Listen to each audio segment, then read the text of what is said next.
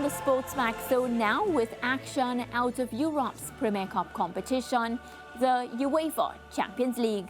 It was return leg action in the round of 16 for Europe's elite as we begin our recap. Let's start with a review from the Basque country, where Real Sociedad were looking to overturn a Paris Saint-Germain 2-0 aggregate lead. Let's see how that second leg tie played out. Michael Oliver gets us underway. Mbappe available, here he is. Mbappe again striding on.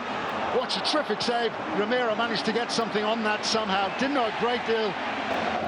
Exploded on the scene initially when he was at Monaco. Mbappe again. Oh, brilliant. What a goal from Kylian Mbappe. Not just once, twice to create the angle. Dembele feeds the ball through to him. His pace gets on it quickly. Now one-on-one, there's the little touch there, and again, and then fizzes it into the far corner for up the field. Mbappe, Flagger stayed down for the time being. Mbappe through on goal. Was there ever any doubt? Demoralising for Real Sociedad. But Kylian Mbappe with a real spring in his step. And it's the PSG substitute that provides the pass.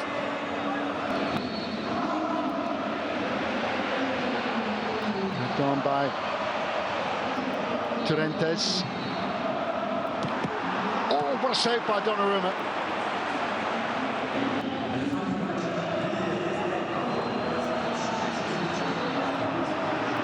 There might be some consolation. And the shot dragged wide.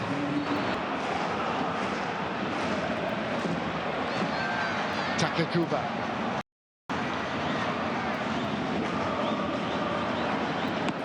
Another fine save by Donnarumma, but he's beaten at last, and there's joy at last for Real Sociedad. No offside, and when Kubo feeds the ball back in, the fierce cross is parried by Donnarumma.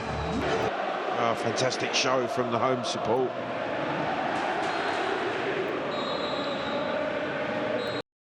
It's all about community and it's all about spirit in the Basque country.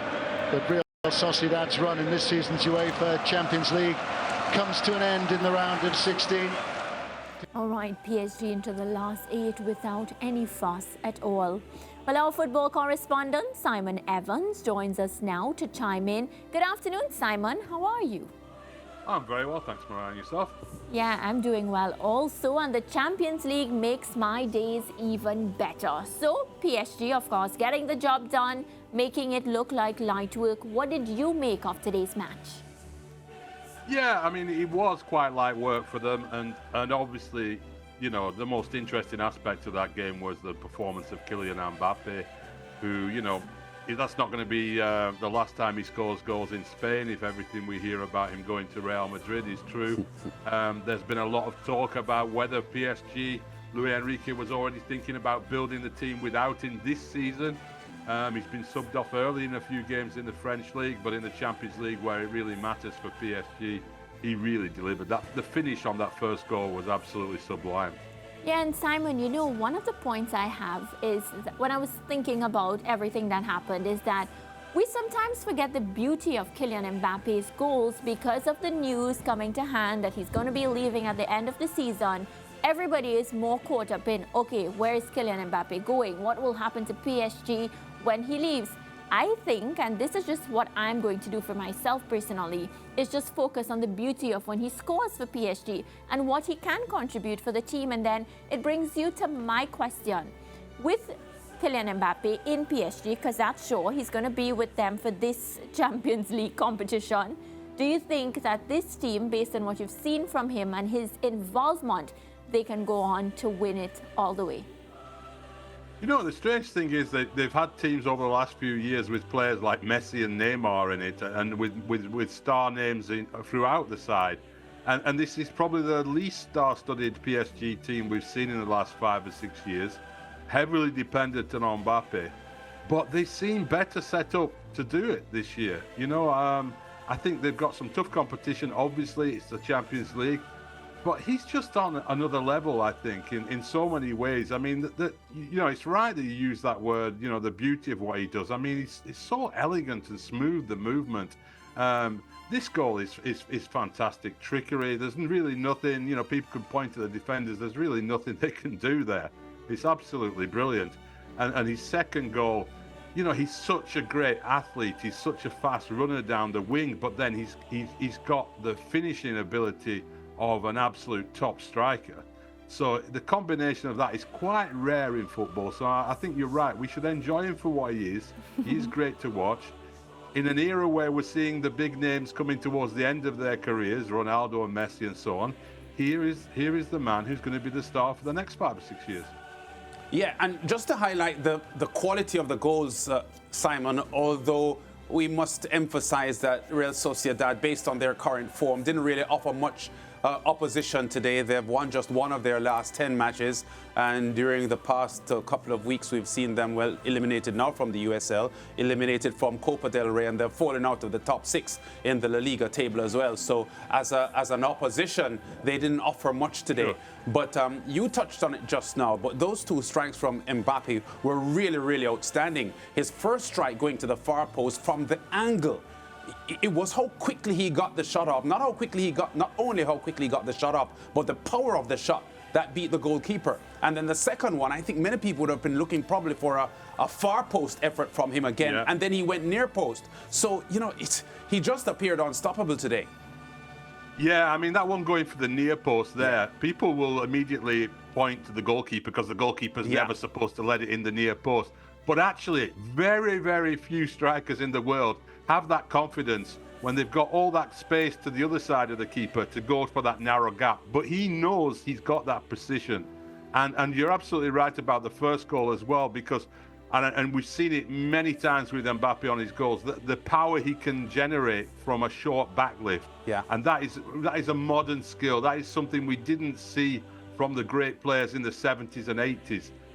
That short backlift, bang, punching it, and he really, really is explosive around the box. Yeah, the goalkeeper had no time to react, really, as you said, in both instances, because both of them were from tight angles. Well, the first one more so, but the second one, although he struck it to the near post, it was just the snap kind of effect of the shot that makes it really difficult for the goalkeepers. But I think Maria has some more questions for you. No, well, Simon, of course, you know, PSG putting a lid on that one, but we had another exciting match on the day, and we're going to take a close look at that one now. Thomas Tuchel's Bayern Munich faced a highly pressurized fixture, hosting Maurizio Sarri's Lazio at the Allianz Arena, with the Italians holding a 1-0 lead coming into this second leg clash. Let's take a look now at the highlights. The best they've managed in the Champions League is the quarter-finals. That was in their first season in the competition. Kimmich, nicely picked out by Zane. And it's over the top from Eric Dyer.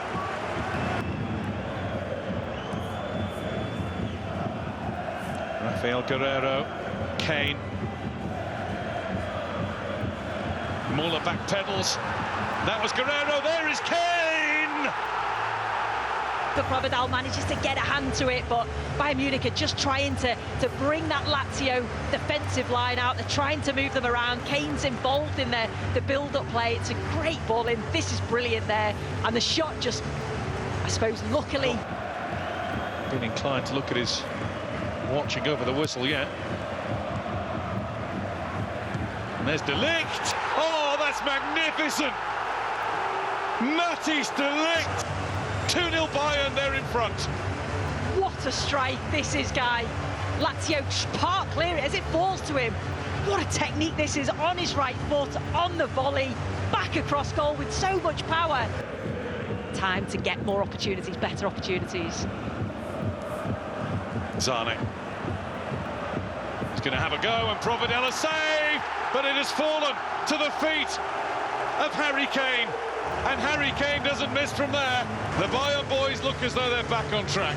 Yeah, they do, and they have looked comfortable since they got those 2 goals, just playing the ball around, waiting to get forward. That's a good ball, takes out 4 players straight away, wants to have a go at the defence, have that shot. As soon as Provedel pushes the ball to Harry Kane, he is not going to miss by, he's not going to miss from there, and it's no coincidence that he's in that position.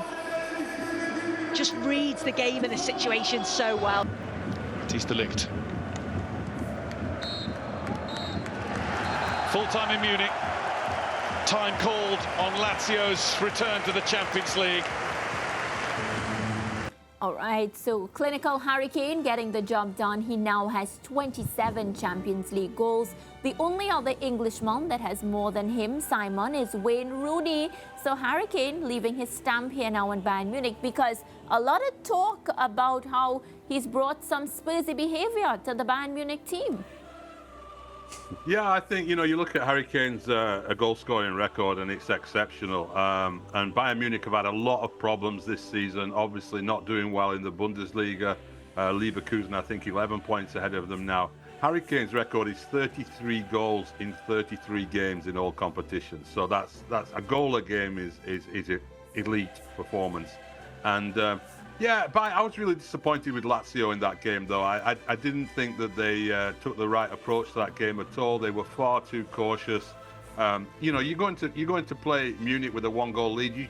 You know that Bayern are going to score against you at some stage with Kane and Muller up front. So you have to engage in the game and play and try and do something yourself. And they really didn't. They were trying to time waste from very early on in the encounter. Ciro Immobile missed a really big chance for them, however, just before Kane opened the scoring. That could have changed the game completely. But yeah, job done for Bayern and disappointing from Lazio. Yeah, Immobile disappointing with that effort, as you just pointed out, Simon. I think he was substituted in the second half. But that was an opportunity for the game to probably have a different look about it. But the 5th successive season now that Bayern Munich are into the quarterfinals. They are, of course, European royalty. Only AC Milan and Real Madrid have won more UEFA Champions League titles than they have. But you referenced it just now. Real problems domestically, and there is a heavy burden now on Thomas Tuchel to get something out of the Champions League. Yeah, it's a strange situation he's in, isn't he? Given that he's been told he's leaving at the end of the season, and a lot of the reports have been about how a lot of Tuchel's problem has been that the team haven't accepted the way he's working, or haven't accepted him in some way, and yet he's left in charge to the end of the season. So, this is their only chance to save this season, really, and for Tuchel in a lot of ways to save his reputation, because it's really not worked out. Bayern are in that weird position now that the very few clubs in the world are in, where they're totally expected to win the league title every year, aren't they? Because they've done it for so long, a decade now. That if they have an off-season, it becomes a huge crisis on what's happening. But I think for lots of neutrals watching German football, it's good to see it mixed up. It's good to see Leverkusen in there. But it would be an interesting twist if they were to have a very deep run in this Champions League campaign under Tuchel now. And who knows? It's a strange tournament. Strange things can happen. But they have a 10-day wait to know who their quarterfinal opponents will be. And I guess Tuchel will be very anxious about who that might be, because that could probably indicate whether his season goes well beyond the quarterfinals. Yeah, and they're a fragile team in a lot of ways, in a way that Bayern aren't usually. They've got what they need up front. Sane, I think, is still an exceptional player out wide for them. Muller still has things he can provide for a team, and seems to have built up some understanding with Kane. But at the back, they've been, in uncharacteristic trouble. We always think of Bayern Munich being a team that has a very, very solid back line and well-organised midfield, and it hasn't been like that for them this year. But it was tonight. Yeah, well, a lot to look forward to. But Simon, before you go, 2 games slated for Wednesday with the favourites in control. Real Madrid have a 1-0 aggregate lead at home to RB Leipzig. And my defending champions, Manchester City, are sitting pretty with a 3-1 lead, welcoming Copenhagen to the Etihad. How do you see these games playing out? Well, for City, it looks like really it's hard to see beyond City going through with some degree of comfort after that first leg victory 3-1. In fact, the coach of the Danish team said in the press conference yesterday that it would be the biggest result in the history of Danish football or club football if they were to pull it off. It would be a huge upset. And City are in decent form. Phil Foden is in fantastic form. I can't see them messing that up. The Real Madrid-Leipzig one is the interesting one, though, because Real haven't been in good form, been drawing a lot of games in Spain. Leipzig are a team who are difficult to play against, and we've got used to seeing them in this knockout stage of the Champions League. They're very experienced in that now, and it's just one goal, so it's going to be a tight one. That I can see that being a nervy night for Real Madrid. But do you believe, because you know there's this belief, Simon, that once it's a Champions League, it's a no-brainer. If you have to pick, you award the winner to Real Madrid. Do you stand on that belief, or are you, a bit more open? No, I think with Real Madrid there is a comfort level of playing in the competition. There's a lot of teams when they get into the last 16.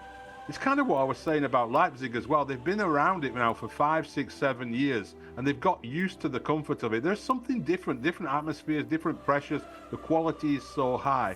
And Real Madrid just take it in their stride because they've won it so many times. It feels like, they own the competition in some ways.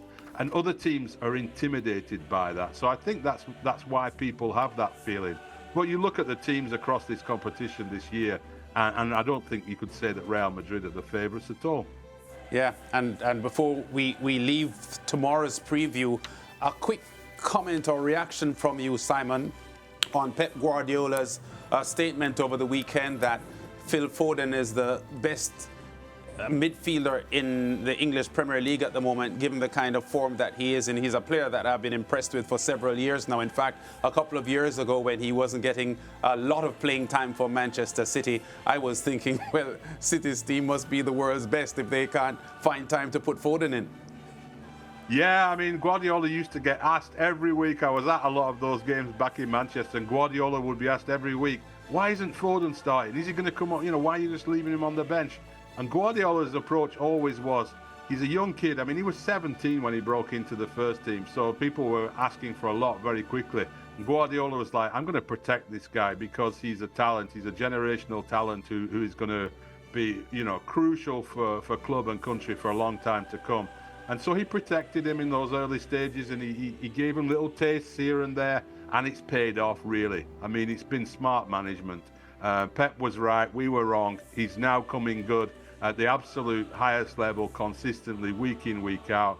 I think Gareth Southgate, the England manager, has to start thinking about how does he structure his team to play around Phil Foden and get the best out of him. Yes, Simon. Well, what's for sure is we're nearing even more exciting times where the Champions League is concerned, and we'll be talking to you again really soon. So thank you so much. Thanks, good. Thank you. Bye. Simon Evans there, our football correspondent. And viewers, remember, the UEFA Champions League lives on your home of champions. And if you're busy, you can download the SportsMax app and carry us wherever you go. We're going to take a quick break, and when we come back, Zone Update number 2